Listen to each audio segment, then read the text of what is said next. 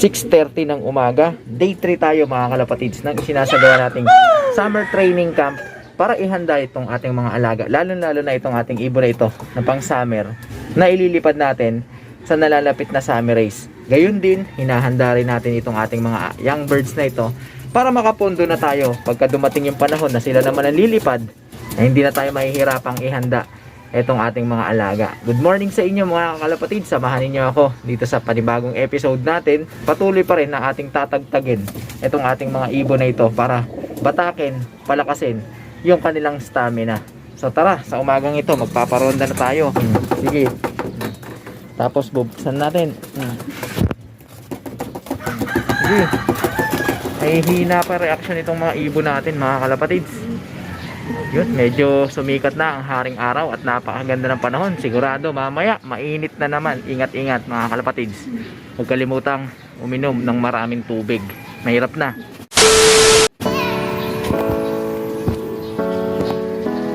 Yun.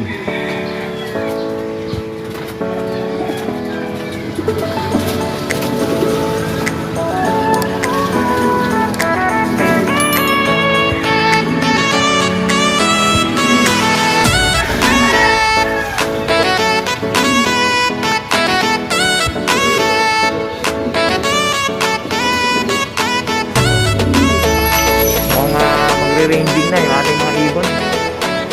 Sa malayo sila naglalagi mga kalapatid. Ang taas nila.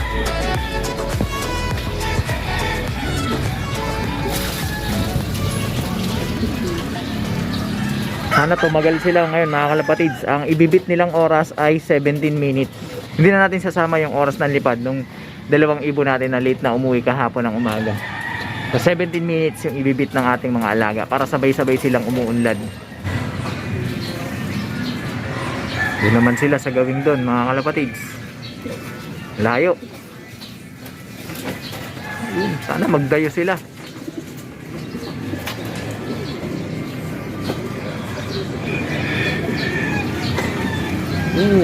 Taas. Yun, may maraming ibon na nagro-ronda. May makakasabay yung ating mga alaga. Mas gaganahan yan lumipad mga kalapatids kapag marami sila. Sana makisabay ulit yung ating mga alaga. Ayan, nakakalimang minuto na sila. Nako, wala na yung ating mga ibon mga kalapatids. Mukhang sumama na dun sa grupo ng mga ibon na rumuronda. So, kuraso na lang natin, nakakalimang minuto pa lang sila. So, antay-antay tayo. Samantala, dito muna tayo mga kalapatids sa ating flyer slope. Medyo lilinisin ko lang, aalisin ko yung mga dumi nila. Ayan, mga buo-buo naman yung kanilang mga dumi. So, pasintabi sa mga kumakain. So, lilinisin ko lang yan. And then, ibabalik ko na tong ating mga ibon na ito na hindi kasali. Samahan nyo pa ako sa mga hindi pa nakapag-subscribe dyan. Mag-subscribe na kayo. Hit nyo na notification bell para updated kayo sa ginagawa nating kwentuhan. Dito lang sa ating munting tambayan.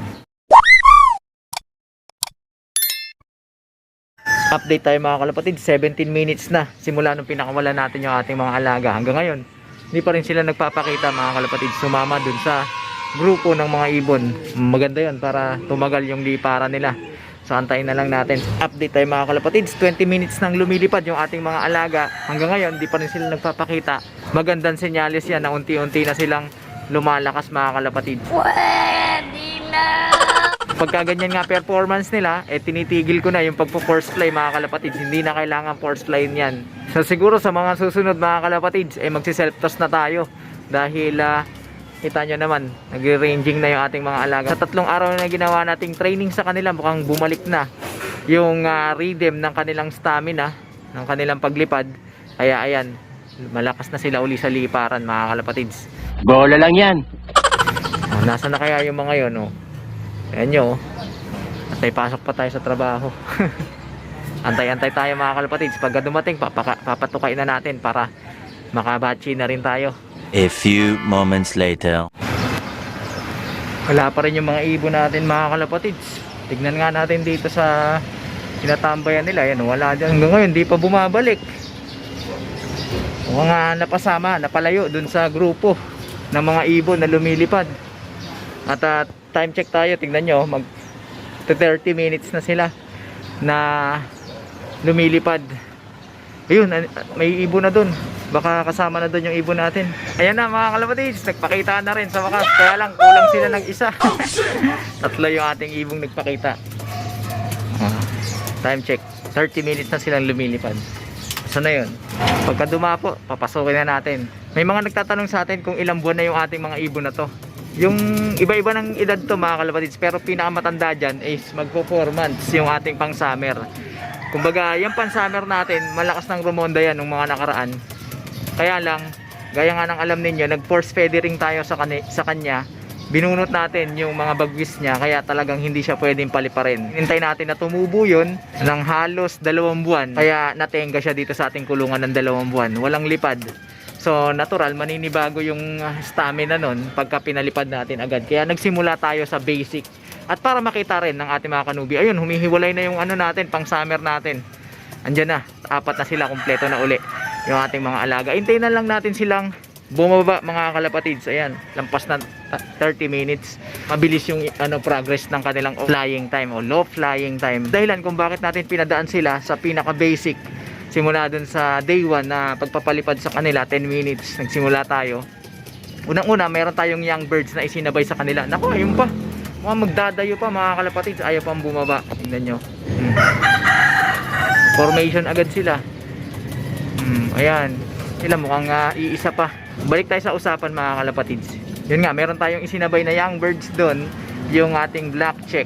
Wala talagang lipad yun mga kalapatids. Yun yung pinakasimula ng training niya. Ikalawa, pinakita natin sa mga kalapatids nating kanubi yung ating ginagawa para magkaroon sila ng idea kung paano pagsisimulang pagtitraining sa ating mga ibon pagka magsisimula ng low flying, para ipakita rin sa ating mga kanubi na pagka magtitraining tayo ng pagpaparonda, pagpapalow fly, hindi agad tatagal yung ating ibon. Kailangan sanayin natin unti-unti, palakasin yung kanilang stamina. Ayan, yan, nagdapo na yung isa. Mayroon tayong isang dumapo. So 3 na lang mga kalapatids yung ating hintayin. Time check. Ayan, 35 minutes yung itinagal ng ating mga ibon sa liparan. Di na masama para sa isang mga baguhan.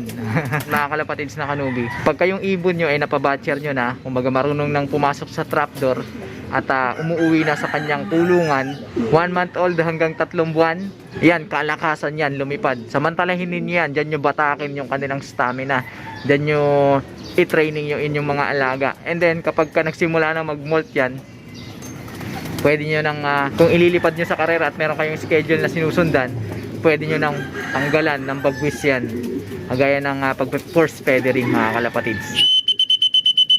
Sinilip ko yung 3 ibon natin mga kalapatids, wala pa dun sa bubong, pati dun sa mga dinadapuan nila, mukhang umisa pa mga kalapatids. Ano ba naman yan, papasok pa tayo sa trabaho. Ito yung mahirap pagka nagpapalow fly mga kalapatids eh. Gusto nang uminom nito, lalagay na tayo ng tubig. Ayun gustong uminom malas mo lang, di ako naglagay ng tubig dyan. So maglalagay na tayo ng tubig mga kalapatids. Lagay tayo tubig. At syempre pag ganyan, hindi natin yan babawalan natin yan. Hindi siya pwede dyan, kailangan pumasok siya. Masasanay kasi yan na iinom dito. Pagka nasapatan na, tatambay na. Hindi dapat mangyari yan mga kalapatids na kanubi. Time check tayo mga kalapatids. 40 minutes nang lumilipad yung 3. Panira naman yung 3 yun. Gusto nga natin ipakita sa ating mga kanubi kung paano yung pagsisimula ng pagpapalakas ng stamina. Kaya lang masyado naman tinodo nila. Ginalingan talaga. Wala, enjoy yung mga yan. 40 minutes na mga kalapatids. Sa bagay mga kalapatids, gaya nga ng banggit natin, malalakas ng lumipad yan noon. Natenga lang yung ating mga alaga dahil kinulong natin sila ng halos 2 months yung pang summer natin, and then yung 2 grizzles natin, ito ay malalakas ng grumonda rin yan. Inawat lang natin dahil bumagsak yung kanilang pangangatawan simula nung nawala sila. Yung isang black check lang talaga yung wala talagang lipad. At ngayon naman nakikipagsabayan, napakalakas ng ating ibon na line breed na yon. So antay-antay pa tayo. So wala na to, suko na to mga kalapatids, ayaw nang lumipad. Yun pa yung ating mga ibon, sige pa pagkampay. Ayan, ay nako, nakikipaglaro dun sa ibang grupo ng mga ibon na nagliliparan dito sa paligid ng ating loft. Ayun pa yung 2 mga kalapatids. Grabe, yung black check natin, ayun lumalayo lumalayo. Mukhang ayaw paawat. Hala. Lumipad pa doon sa pinakamalayo mga kalapatids. Ito, pababa na to. Ayan. Ayan. Yari. Ayun o, ayun yung black check natin o. Bumalik. Kita ba? Ayan o. Malupit yung black check natin. Yun yung anak ni ni Tifa na tatay niya naman itong ating makulit na ibon na to, yung anak ng ating 6 overall champion. Kumbaga, lola niya yung ating ibon na si Angel. Line breed yan mga kalapatids. Tignan natin kung talagang magaling ba yan pagka inilipad. Doon lang kasi talaga malalaman yan mga kalapatids, kapag ka inilipad natin yung ating ibon. May isa nang dumapo mga kalapatids. So yun ibon natin yan, yun yung isang Grizzles. So dalawang ibon na lang yung ayan yun. So dalawang ibon na lang mga kalapatids yung kulang natin, yung black check tsaka yung pang summer. Ito na yata. Ayun yung black check natin grabe, tibay nito. Ayan na ayan na, dumapo na bag. So tawagin na natin yung mga yan para hindi na sila masanay na nagtatatambay sa bubong. Mahigit 45 minutes yung nilipad ng tatlo, samantalang yung isa, yung nagdapo, ay nasa 30 minutes yata kung hindi ako nagkakamali. At pwede na yun mga kalapatids. Dahil dyan, titigil na talaga natin yung pagpo-force fly. Kumbaga nakita na natin na kayang-kaya na ng ating mga alaga yung ganung klaseng oras ng liparan. Bumalik na yung kanilang rhythm, yung rhythm ng kanilang stamina. So pwede na natin silang i-road training sa mga susunod. Pero gaya ng ginagawa natin, gradual, hindi pwedeng malayo agad. Pwede naman kung talagang malakas ang loob ninyo, lalo na tiwala kayo dun sa mga linyada ng ibon ninyo, pwede yan. At medyo malakas ang loob ninyo, pwede yan mga kalapatids. Nasa sa inyo yan. Pero to play safe, gradually natin. Para sa mga kanubi natin dyan na alam nyo na medyo hindi rin nila gamay yung pagtitraining, dun tayo sa basic para safe mga kalapatids na kanubi. Kung nakagaya natin, hindi naman mga super birds yung mga ibon natin.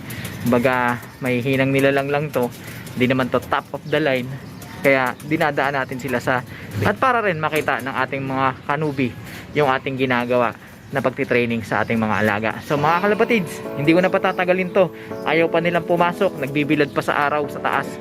So mamaya maaga pa naman, so hindi ko na hihintayin, mamaya na ako magpapatuka mga bandang alas 9:30 o alas 10 ng umaga. Mayroon pa tayong gagawin sa trabaho. So, kita-kita na lang tayo sa susunod nating episode mga kalapatids. Walang mawawala sa mga hindi pa nakapag-subscribe dyan. Mag-subscribe na kayo, hit nyo na notification bell para updated kayo sa ginagawa nating kwentuhan dito lang sa ating munting tambayan. Mag-like, comment, share kung nagustuhan mo ang video. Suportahan ang ating Facebook page para sa tuloy-tuloy na kwentuhan, nakapupulutan ng mga kaalaman. Hanggang sa susunod natin pagkikita. Paalam!